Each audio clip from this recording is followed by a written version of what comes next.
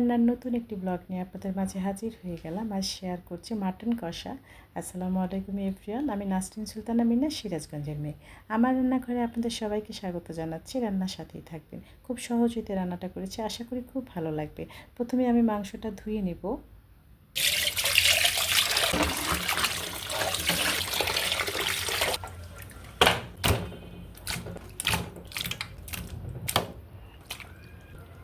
মাংসটা ধুয়ে নিয়েছি, এখন আমি এটা কড়াইয়ে দিয়ে দেবো, কারণ মশলা দিয়ে ম্যারিনেট করব। সব মশলা দিয়ে হাতে মেখে রান্না করব।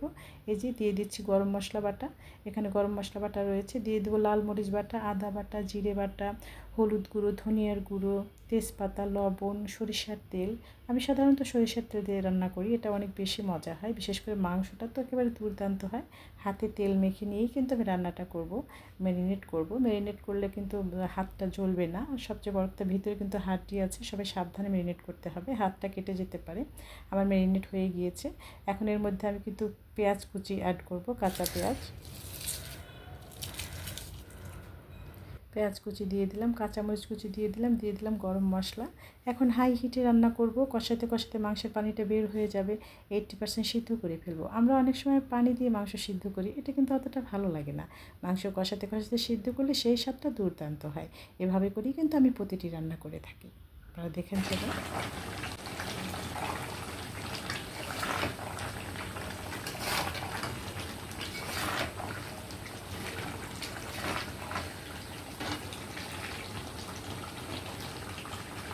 এই যে আমার মাংস থেকে কিন্তু প্রচুর পানি ছেড়ে দিয়েছে এবং অনেকটা কমে গিয়েছে। 4 কেজি মাংস দেখে মনে হচ্ছে তিন কেজি এরকম হবে, কারণ এভাবেই হয়। কারণ আমি একটু গরম পানি অ্যাড করে দিলাম, এটাই সিদ্ধ হয়ে যাবে। এটাতেই এত দুর্দান্তভাবে সিদ্ধ হবে, সত্যি কিছু বলার নেই। এই রান্নাটা কিন্তু অনেক বেশি মজা হয়, অবশ্যই ট্রাই করুন।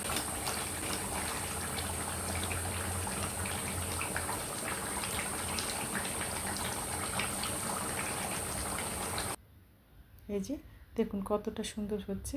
এই রান্নাটা সত্যি অনেক মজা হয়। আমি সবসময় একটু বেশি পরিমাণে মাংস রান্না করতে পছন্দ করি। আমার মাংস কিন্তু প্রায় হয়ে গিয়েছে, এখন শুধু আমি একটু বাগার দিব। বাগারের জন্য পেঁয়াজ কেটে রেখেছি। এই যে পেঁয়াজ দিয়ে দিলাম। এই বাগারের জন্য দুর্দান্ত হয়। পেঁয়াজ একটু ভেজে নিয়ে জিরা ফোড়ন দিয়ে কিন্তু বাগারটা দিয়ে দিব, তাহলে অনেক বেশি ফ্লেভার হয়, খুব দুর্দান্ত একটা স্বাদ হয়। এই যে হয়ে গিয়েছে, জিরা দিয়ে দিলাম। এখন মাংস দিয়ে দিব। কতটা সহজ রান্না দেখুন, কতটা সুন্দর হয়েছে। এখন একটু পাউডার মশলা দিয়ে দিলাম। এই পাউডার মশলাটা আমি বাসায় তৈরি করে রেখেছি।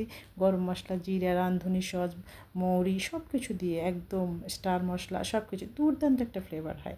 আপনারা অবশ্যই বাসায় ট্রাই করবেন এবং লাইক কমেন্টস করে জানাবেন।